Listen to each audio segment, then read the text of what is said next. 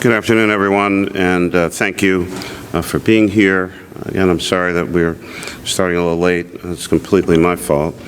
The groundbreaking today that took place a little earlier in the Sharswood section of the city, where we announced and had a groundbreaking for the largest public housing development and revitalization project in the history of the Philadelphia Housing Authority in that community, coming as a result of receiving a Choice Neighborhood Grant Award and support from PHFA in the form of tax credits in the city of Philadelphia in home funds. It's a 10-phase development. It will completely transform that section of North Philadelphia in the 22nd Police District. We're very excited about it and proud, but at the same time, it ran a little longer than anticipated.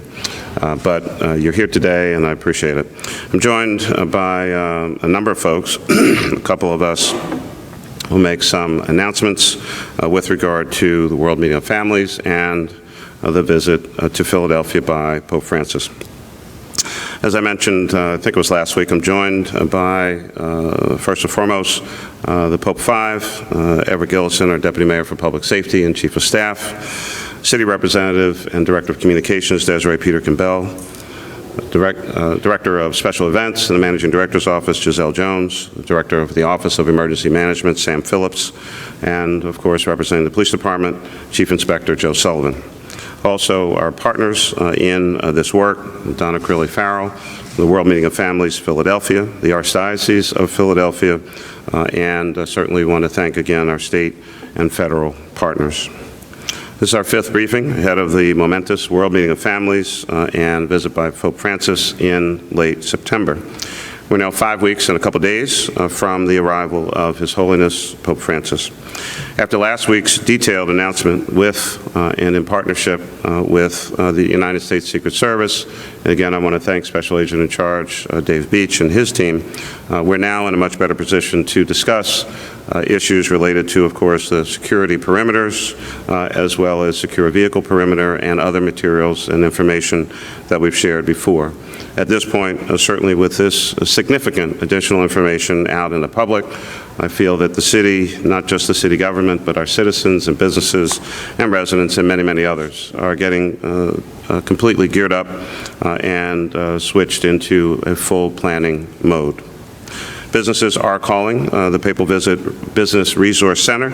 We received more than 100 calls since the center opened on Monday, and of course we're helping many of those businesses plan and help them with their accommodations for the many visitors as well as their own customers.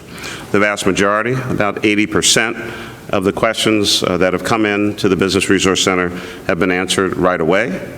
And at the end of each day, a senior team meets to review and provide additional information for either more difficult or challenging questions that come through the Business Resource Center.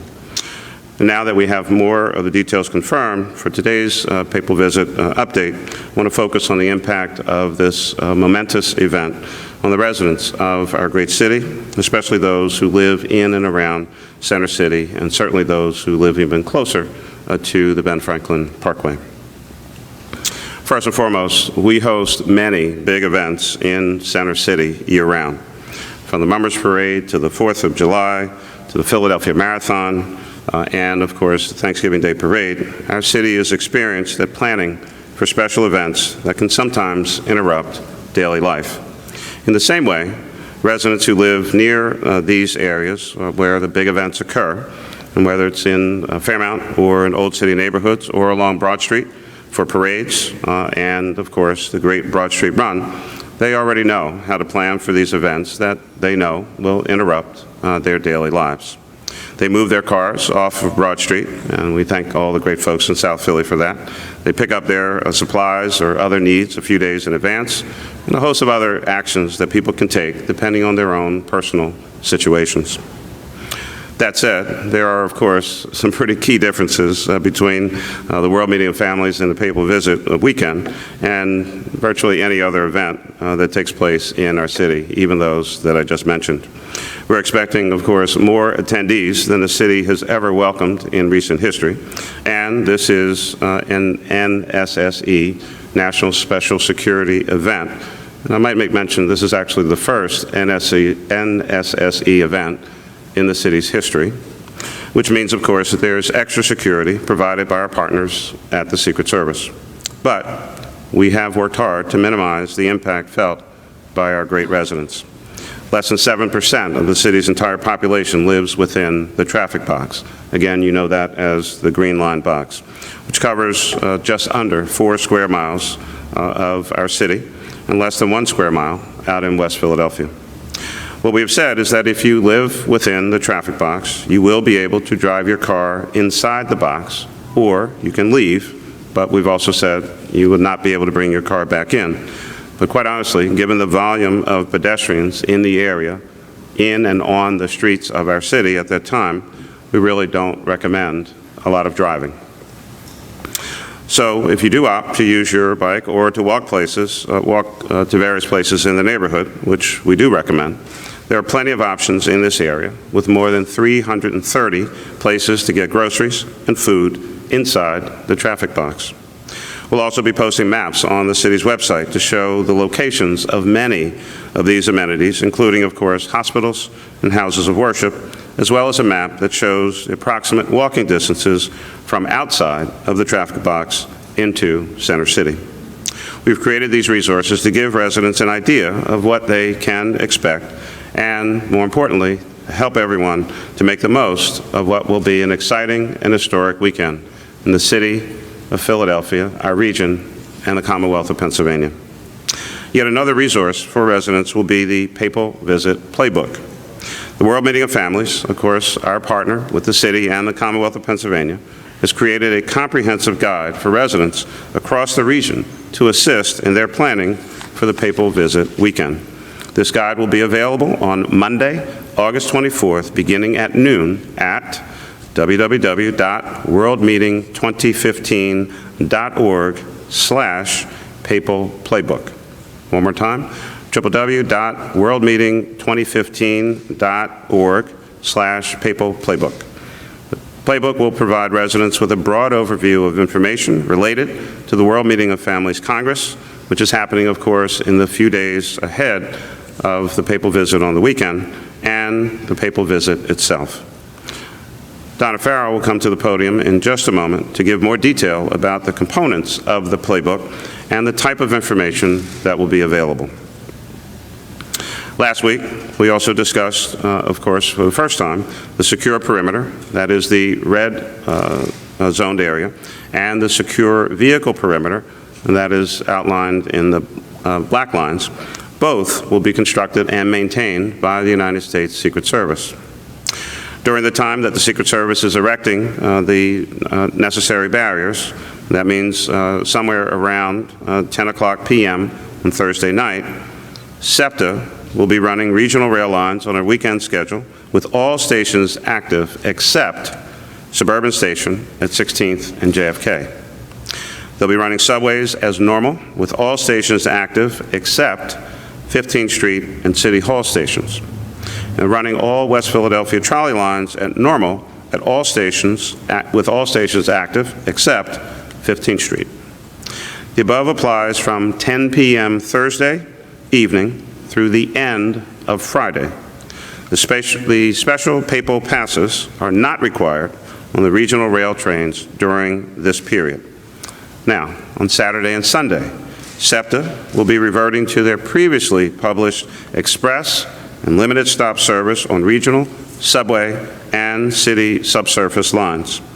Papal passes will be required on regional rail, but not on subways and city trolley lines. Because of the traffic box, again, green line, many of the SEPTA bus routes will be detoured or suspended in the Center City region. Buses on detour will get as close to the boundary as possible to drop off passengers before turning around for service in the opposite direction. And just as announced on Tuesday, SEPTA will begin selling one-day regional rail papal passes at Suburban, Jefferson, and outlying stations tomorrow, Friday, August 21st.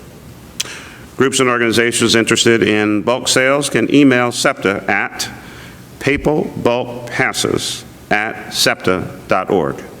papalbulkpasses@septa.org.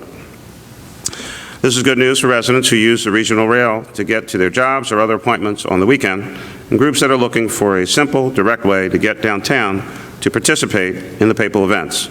SEPTA has Papal passes available, so make sure you prepare in advance. Lastly, our collective goal is to reduce, of course, as many of the difficulties and challenges that our residents may experience, and we're trying to do that as much as we can. One update or correction. Last week, I said that trash and recycling would be suspended on Thursday, Friday, and Monday. There is an update. Through the great efforts of Commissioner Dave Perry and Deputy Commissioner Carlton, trash and recycling will be picked up on Thursday, but is still suspended for Friday and Monday. And additional support for residents with questions about the weekend or other issues related to the weekend. The city's 311 call center, Philly 311, will move to 24-hour operation beginning on Thursday, September 24th through Monday, September 28th. And if you're a business owner and you have questions about planning right now, don't forget the Papal Visit Business Resource Center is available Monday to Friday, 9 a.m. to 5 p.m. at 215-683-2100, or you can email them at business@phila.gov. Again, let's plan ahead for this historic and joyful event. We're the can-do city in the United States of America. It's one of the great things that people love about Philadelphia and why we love Philadelphia ourselves. We get things done. We're champions in and of our own right. We like to work hard, see success, and maximum effort. And that's what you're going to see with this event. We're going to have a great and historic time and a wonderful visit by His Holiness Pope Francis. With that, let me introduce, well, she really needs no introduction at this point, but let me at least ask Donna Farrell to come to the podium, who again is going to talk about the Papal Playbook, and then I think after that we'll have some Q&A about today's announcements. Donna?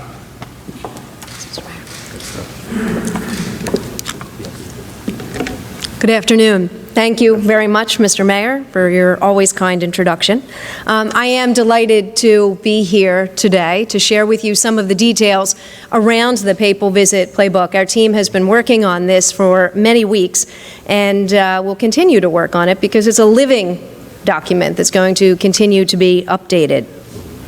This is a very special resource that will provide residents, and our focus is on residents here, with a wide-ranging overview of information related to the World Meeting of Families, both the Congress, which is the 22nd to the 25th of September, and the Papal Visit, the arrival of Pope Francis on September 26th, throughout the weekend, and the visit concludes, of course, on Sunday, September 27th. So what does it look like? Well, the information in the Papal Visit Playbook is going to include a complete outline of the event itself, the Congress, so that everyone knows sort of what this looks like, what it is. Recommendations on how residents can participate in all of this.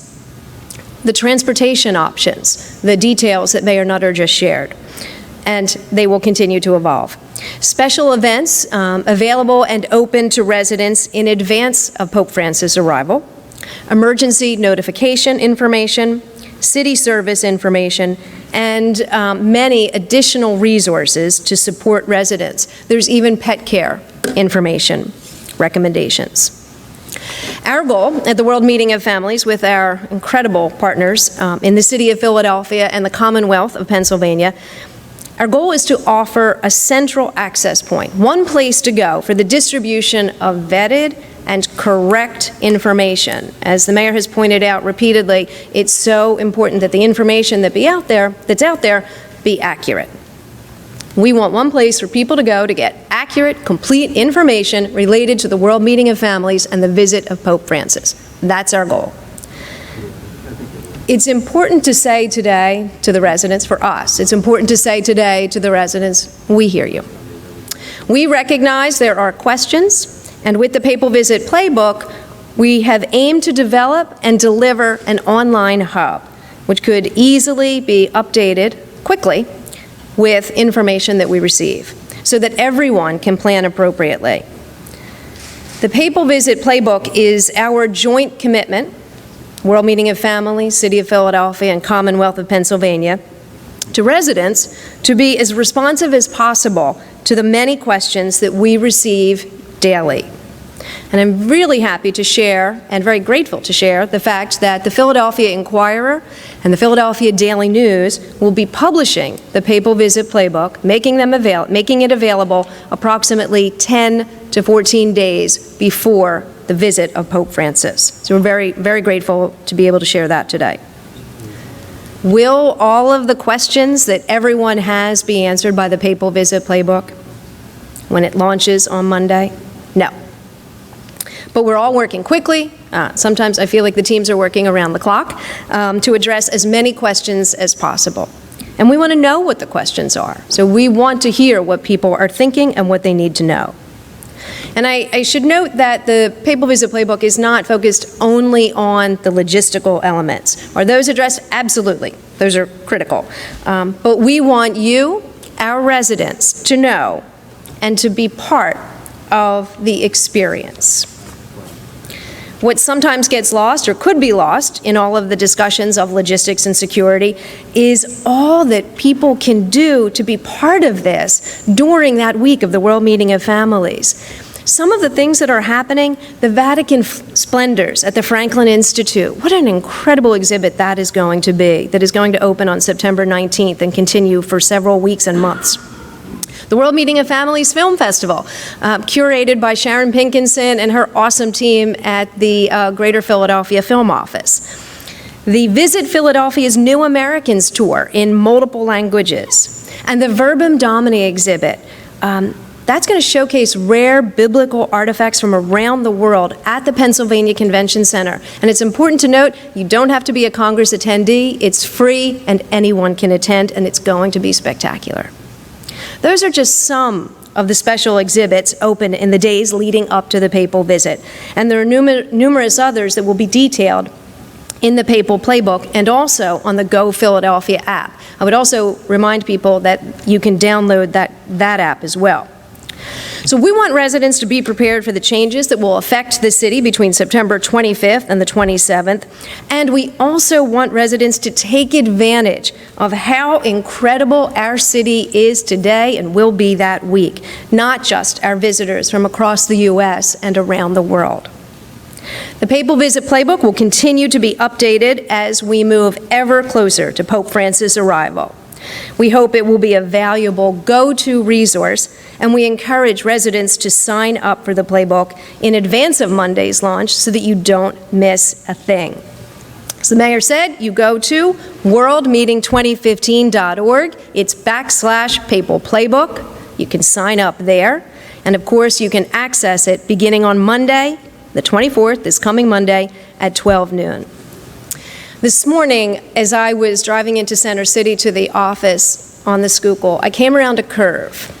And as I came around the curve, right in front of me was a giant billboard with a huge picture of Pope Francis on it. And the billboard, put up by Visit Philadelphia, said, "Great cities attract great leaders." That's us, and that's Pope Francis. And as of 1 o'clock, it's 33 days until the start of the World Meeting of Families. And it is going to be great. Thank you. You really take the Schuylkill in the morning? I do. Really? Only some days. It was a bad idea today, to be honest. It was not a good call. Normally take 95.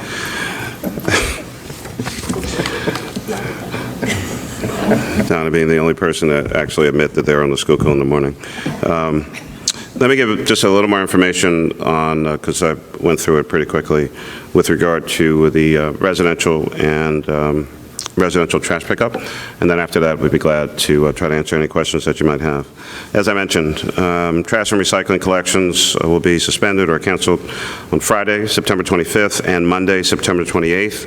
We're asking residents, if you're a Friday or Monday on the Friday or Monday collection cycle, we're just asking you to hold that trash until the following corresponding Friday or Monday. In the meantime, For folks who have large amounts of trash or recycling materials, or I guess if you have a small amount, and you're looking for a place to dispose of it, we will be extending the hours of our 5 convenience centers from Thursday, September 24th through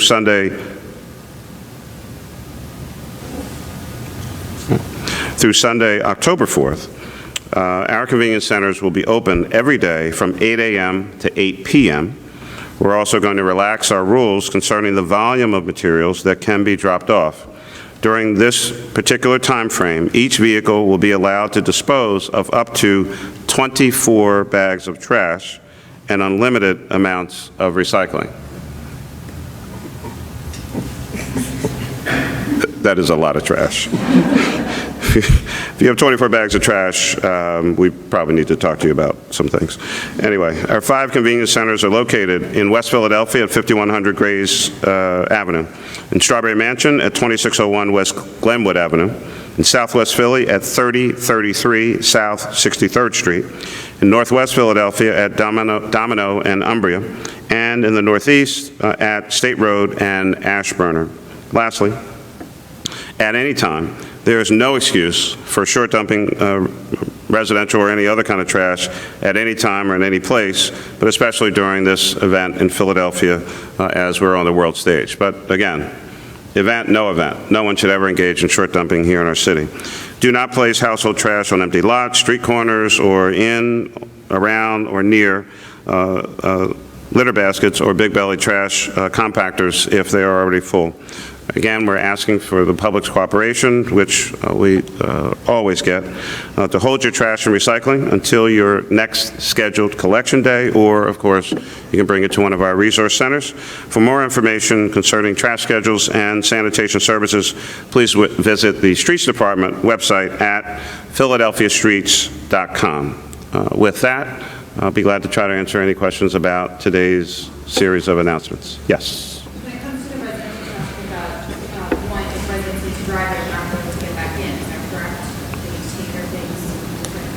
They need to go to Domino and Umbria. You mean if you decide to? Yes. You would not be able to. So you can drive your trash truck, You would not be able to bring your car back.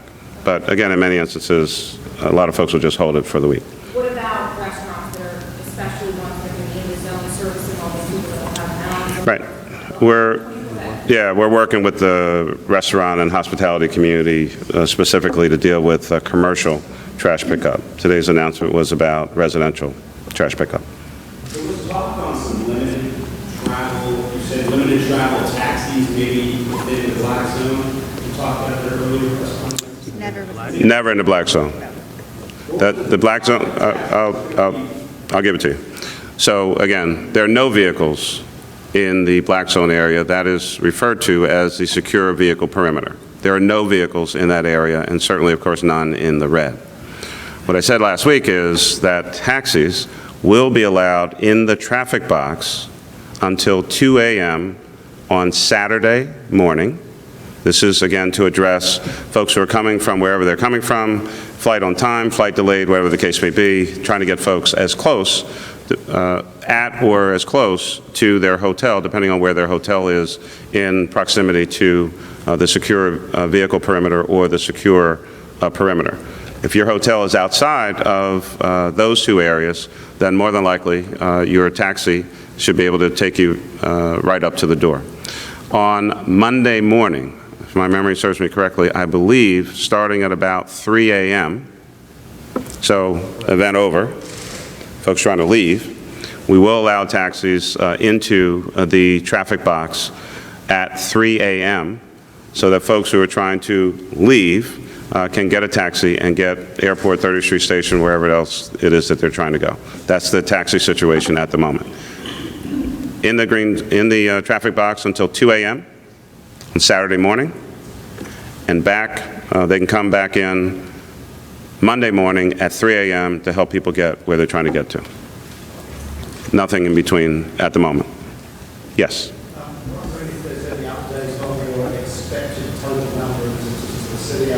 We're hearing that there will be no extra flights. Apparently there are tickets available on Amtrak. Apparently there are hotel rooms available, all of which might suggest that perhaps it's not going to be this overwhelming So, as you can imagine, as I have, with the full smile on my face and jokingly have said, folks are not RSVPing to our office, so I don't actually know how many folks are going to come. But again, we're using past history as a guide for any number of events and activities that Pope Francis has participated in, whether it's World Meeting of Families or others, or the most recent South American trip.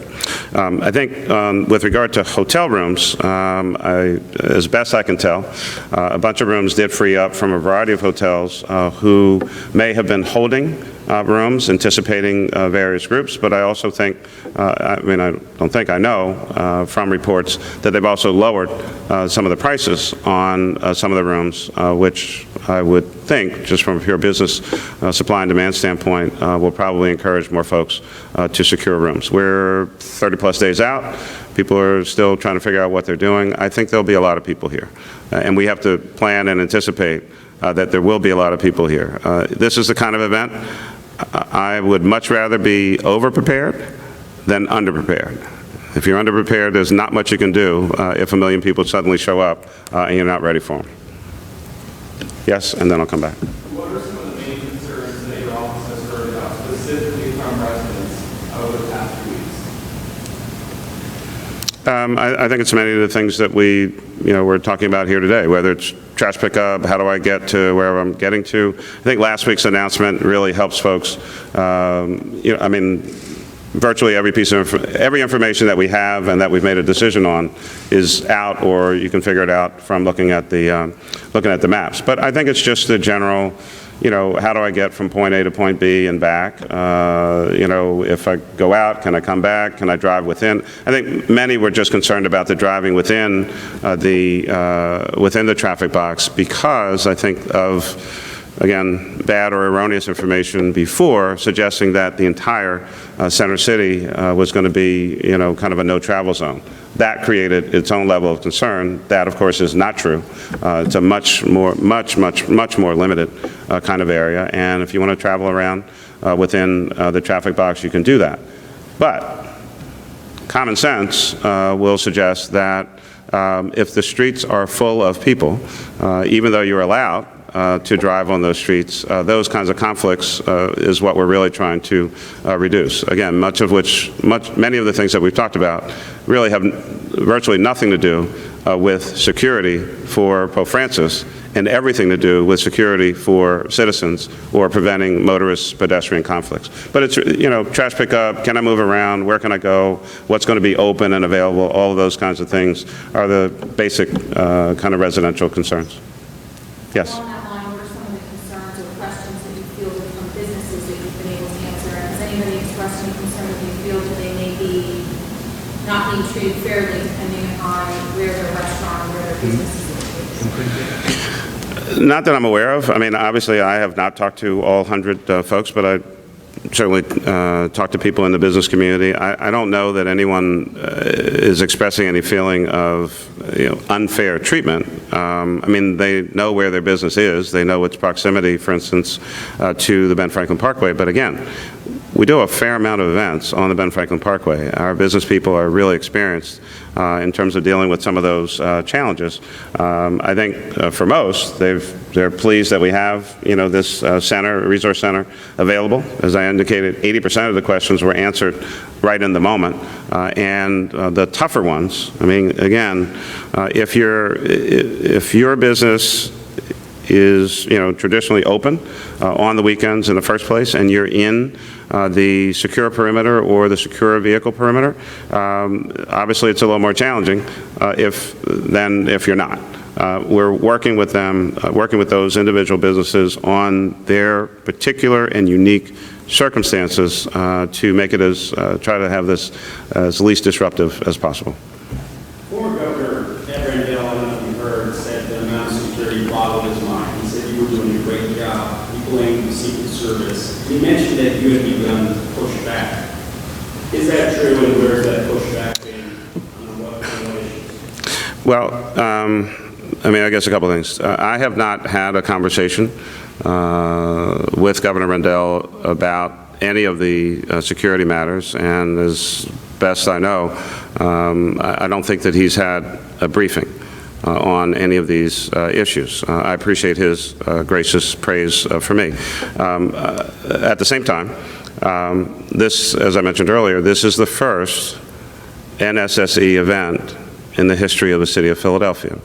And so all of us are having this experience for the first time. And it's happening during my watch and not a previous mayor. I would point out that there are some other pretty big events that take place in the United States of America where there is fencing. So, for instance, when the president is inaugurated, big event, President Obama has literally walked down Pennsylvania Avenue.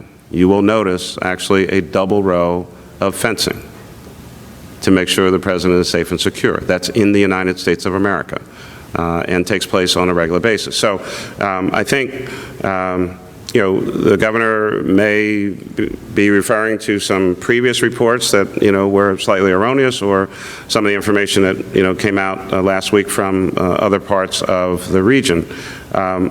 Our primary focus is making sure that, from a Secret Service and police and Homeland Security standpoint, they will ensure the safety and security of the Pope.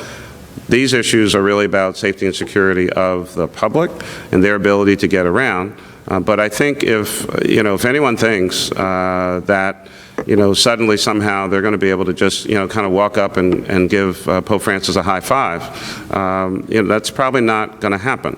But you usually can't do that with the President of the United States either. Have you pushed, though, and said, certain issues? Well, I think, yeah. Maybe try to lessen? Yeah. I don't know if you've been to some of these other pressers before. And again, I've not had this conversation with the governor, so we have not engaged in, when the press or how it was pressing or what we've pushed back on or whatever the case may be. This relationship between the City of Philadelphia and the U.S. Secret Service is very strong and longstanding. We didn't just start having a relationship with the U.S. Secret Service. At least in my administration, it's been literally from day one. I've met every special agent in charge of every federal agency here in the city the moment they land on the ground. That's one. Two, I think I've been quoted in the papers as, we have very frank and honest discussions. That's been from the start. It's been ongoing. And there's pushing and shoving, quite frankly, back and forth. There are protocols. There are standards that the U.S. Secret Service utilizes, because when an event is designated by the Secretary of Homeland Security as a national special security event by law, signed by President Clinton, the U.S. Secret Service is automatically in charge. They are then required to work with state and local governments. That's what they've been doing. And so, we've asked for some things, they've asked for some things. They've done some of the things that we've asked for, and we've agreed to some of the things that they want to do. That's what a partnership is really all about. This is going to be a fantastic event. And so, I think, there comes a point where certain decisions have been made about how we're going to conduct certain things, and everything is always subject to a little bit of variation and change. But I don't think we're going to have massive changes in what we're doing on like the Thursday before the Saturday. So I want, as I said last week, I really want us to try to move ourselves along into, we're having this fantastic event. One of the reasons why Philadelphia is considered one of the greatest sports towns in the United States of America is our passion about our athletes and our champions and the effort that they put out on the field. And some days we win, some days we don't, but we appreciate effort. And I think what Philadelphians and people in Pennsylvania and across the United States, if not the world, I think what they're going to see is the true Philadelphia spirit about our passion, our commitment, our work ethic about getting stuff done. A lot of the other talk about, this fence, that fence, where is this going to be, where that's going to be, there's going to be inconvenience. We've said that from the start. There will be a fair amount of walking. That's what pilgrims do. But they're going to see and experience something for once in their lifetime. And I think much of, kind of the current commentary will fade, and folks will forget about it after having this incredibly historic and joyful event here in the city. But I appreciate the question. Oh, in the back, Mike. Is the green box being controlled or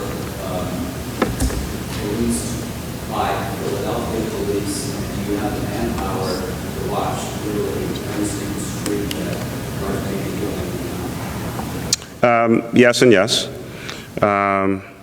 Philadelphia Police Department has a primary responsibility for the traffic box area, and obviously, again, there'll be other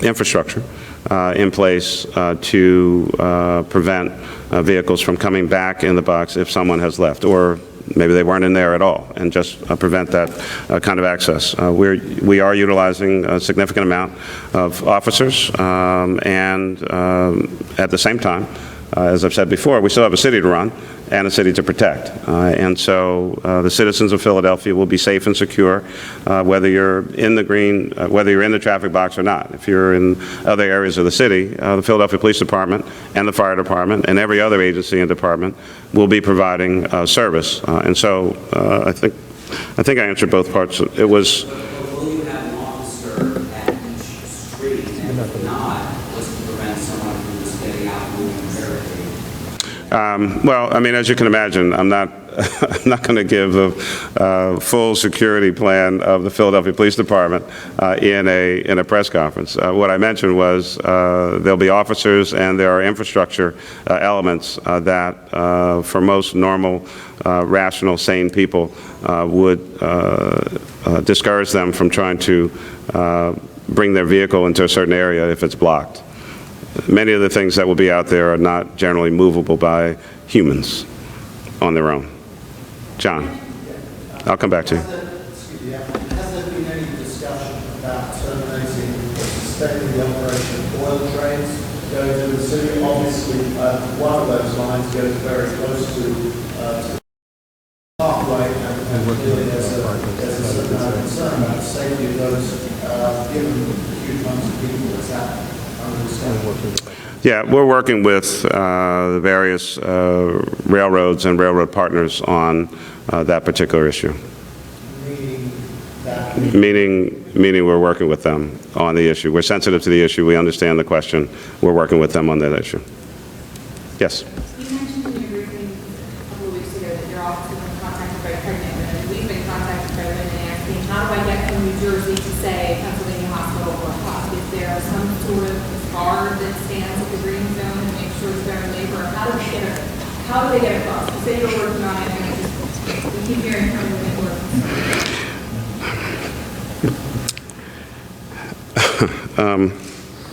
That's a wild one.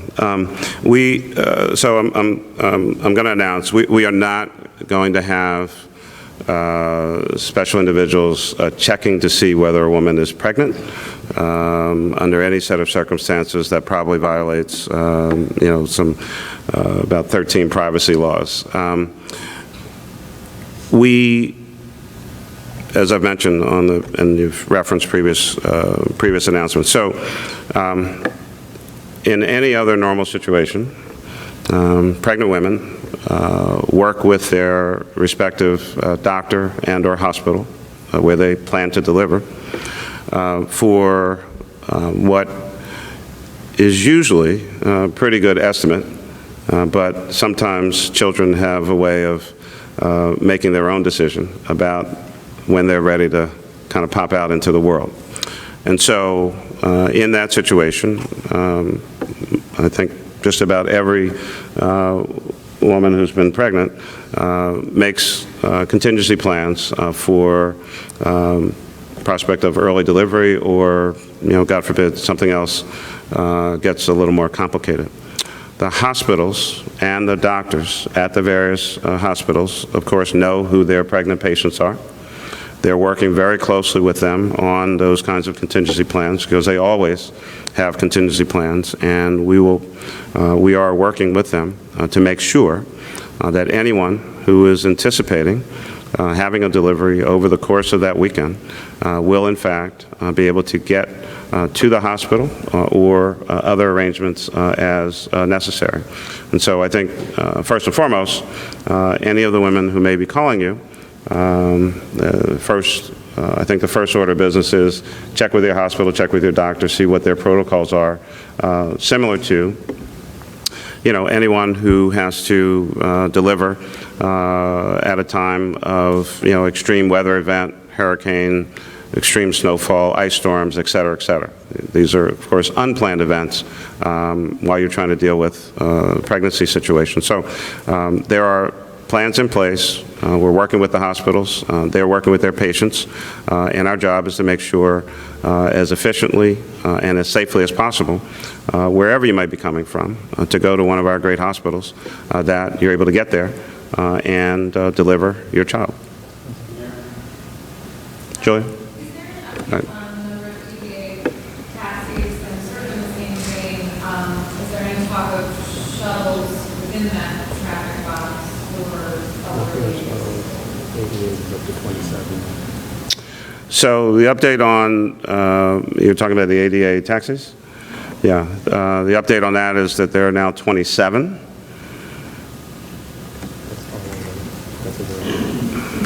At the moment, we believe that's everything that's available in that for that kind of vehicle and that kind of service.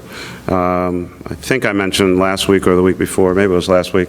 We're also working with, of course, SEPTA and the CCT service. What was the other part of your question, Julia? Yeah. When you look at the Walker map, it doesn't really include the bridge. So for people who might be walking across the Ben Franklin, is there any talk of a shuttle to get them to the parkway? That's probably the longest walk we see. Not at this moment. Again, we've, I think put out from the earliest time on that folks should anticipate some amount of walking depending on where you're coming from and where you're trying to get to. Some people may only be trying to get to the Independence Mall area for immigration talk, or may want to go to Ben Franklin Parkway. But again, people know that. I heard of, yeah, okay. With regard to the playbook, you may have answered this, and I apologize if you did. I did. A big question is, for those who live in the secure vehicle perimeter, the black boxes, where we move our vehicles, will there be information on parking garages and areas where they can park the cars in the playbook? In the playbook? Not in the playbook. Maybe not in the playbook, but forthcoming. So we're working with, of course, the parking authority, but also many of the garage operators, people who have parking lots, garages, et cetera, to give folks the opportunity and really encourage folks who need to relocate their vehicle. Hopefully they can relocate it pretty close to where they live in a parking lot, whether it's a ground level or multi-story lot for that weekend. So where will they access that information, on the city website, or is this not going to be in the playbook over that weekend? More than likely on the city website, but it's not out yet. It's coming out. Why not put it in the playbook? Because I'm not in charge of the playbook. We can talk to, we'll talk to the World Meeting of Families folks. I mean, what difference does it make? I understand. With that level of petition, we will seriously consider putting it in the playbook. You are a champion and an advocate. Yeah, all the parking, you have a car that you need to relocate your car? Huh? You think, okay. Do you have a particular place you'd like to park your car? Okay, all right. Well, would you like me to park your car for you? Yes. What will residents that live within the red zone, the screening zone, what will they be subject to as far as they need to leave their homes and get screened once the fencing or the metal detectors are put up? Kind of how, if they're already in there and somebody's in their house Thursday night, they're just saying, I'm hunkering down. At some point, do they need to leave and be screened? Because they will be then within the zone. No, I understand that. So the U.S. Secret Service directly is working with building owners, whether it could be apartment buildings or condo owners and the like.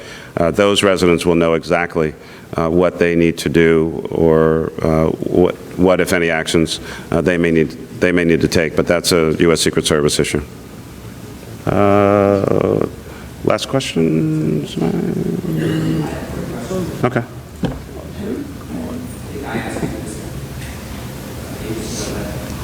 What is the reason you require registration to access? I can't hear you. What is the reason that requires registration to access? All right, Tom? The reason, Mike, was that we wanted to be able to start taking people's names right away so that we could send them an alert once the Papal Visit Playbook went live.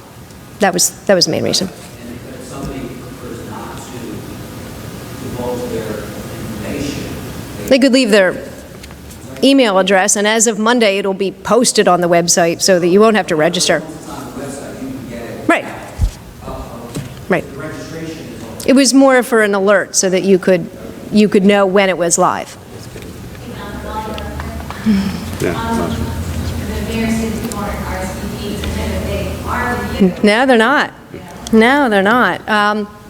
There is registration for the Congress, for the World Meeting of Families. So Tuesday through Friday, that's registered for the Convention Center. And there are certain types of registration. We're priests who are concelebrating. You go to the website and you log in. But we're finding out about people coming to the papal visit portion of the Pope's visit on the Parkway, just like everybody else is. We're hearing stories of people who are coming. Absolutely not. First, as the mayor said, better to be overprepared than underprepared. And second, we talk every day to people representing big groups of parishes and universities and nuns and priests and families. So, no. But it's very hard to say right now exactly what it will be. All right. So, last question. You got it. If there's a weather event during, first of all, an anticipated weather event, like a hurricane, and then something, maybe a thunderstorm that crops up during one of these public events, are there contingencies? Kind of what are they? I assume the Pope can't stay an extra day or two for a double header. How do you work around that? We have been assured,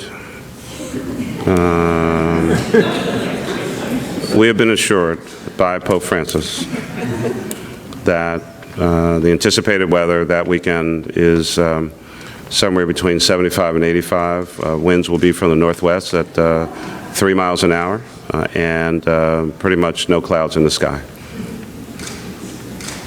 That's all I got. Can you keep that for Wednesday? Just for those 2 days. Sorry. Thanks a lot, everybody. Time for fully staffed. That's good. You know what fully staffed. That's wonderful. Yeah.